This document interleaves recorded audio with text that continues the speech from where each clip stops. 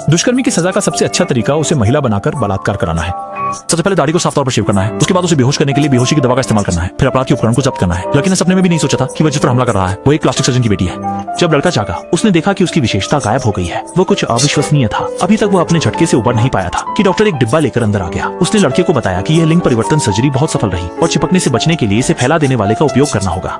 जीवित रहने की इच्छा ने युवक को हाँ करने पर मजबूर किया। 1 महीने बाद की जांच में युवक की ठीक होने की स्थिति अच्छी थी। उसने डॉक्टर से सावधानी से पूछा कि क्या वह घर जा सकता है, लेकिन जो जवाब मिला उसने उसे निराशा में डाल दिया।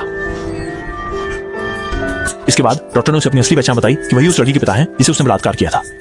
तभी लड़की को पता चला कि उसने कितना बड़ा अपराध किया है। इसके बाद डॉक्टर से वास्तव में तुम्हारा बनाने वाले हैं। कठोर त्वचा वाले उस युवक के सामने चिकित्सीय दक्षता वाले डॉक्टर ने एक त्वचा प्रत्यारोपण प्रयोग किया। उन्होंने सूअर की त्वचा से कोशिकाएं निकालकर एक नई प्रकार की कृत्रिम त्वचा विकसित की और कई बार के संयोजन प्रयोगों के बाद अंततः सफलतापूर्वक कृत्रिम त्वचा को युवक के शरीर में प्रत्यारोपित कर दिया। इस कृत्रिम त्वचा के अलावा यह चिकनी और मुलायम है। यह हजारों डिग्री की उच्च तापमान की जलन का भी सामना कर सकती है और ये किसी भी प्रकार की गंध नहीं छोड़ती है, जिससे मच्छरों जैसे कीड़ों के काटने से बचा जा सके। इस तरह से कई प्रकार के मलेरिया को रोका जा सकता है। त्वचा की समस्या को हल करने के बाद डॉक्टर ने लड़के से रोज टाइट बॉडी शेपर पहनने की मांग की ताकि उसका शरीर महिलाओं की विशेषताओं के करीब आ सके। इस समय अपमानित लड़के के मन में बस एक ही विचार था और वह था किसी तरह भाग जाने का मौका ढूंढना। उस दिन जब डॉक्टर उसकी जिप बंद कर रहे थे, युवक ने अचानक डॉक्टर पर हमला कर दिया और तुरंत डॉक्टर की पैंट की जेब से चाबी निकाल ली। फिर जल्दी से कमरे से भाग गया। लेकिन जल्दी ही उसने पाया कि यह सब व्यर्थ है, क्योंकि घर के मुख्य दरवाजे में पहले से ही एक दूरस्थ नियंत्रण प्रणाली लगी हुई थी। जैसे ही डॉक्टर ने रिमोट दबाया, दरवाजा पूरी तरह से बंद हो गया। भागने की कोई उम्मीद न देख उस युवक ने राहत पाने के लिए सीधे चाकू से अपनी गर्दन पर वार कर लिया। लेकिन उसकी कल्पना के विपरीत डॉक्टर न केवल अपनी प्लास्टिक सर्जरी कौशल में निपुण था, बल्कि जीवन बचाने में भी पारंगत था। कुछ ही मिनटों में युवक को जीवित बचा लिया गया।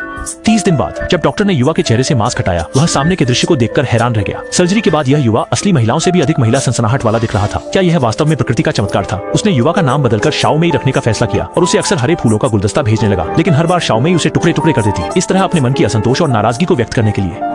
इसलिए डॉक्टर ने तोहफे को लिपस्टिक में बदल दिया, लेकिन फिर भी उसे बाहर ही रखा गया। यह देखते हुए कि वह हर समय शाओमेई पर नजर नहीं रख सकते, डॉक्टर ने एक विश्वसनीय बुजुर्ग आया को बुलाया। उन्होंने आदेश दिया कि आए हर रोज जब शाओमेई को भोजन दे, उसमें एक विशेष दवा मिला दे। दवा का असर यह था कि शाओमेई धीरे धीरे काफी आज्ञाकारी हो गई और डॉक्टर द्वारा भेजे गए सौंदर्य प्रसाधनों को वह अब नहीं ठुकराती थी।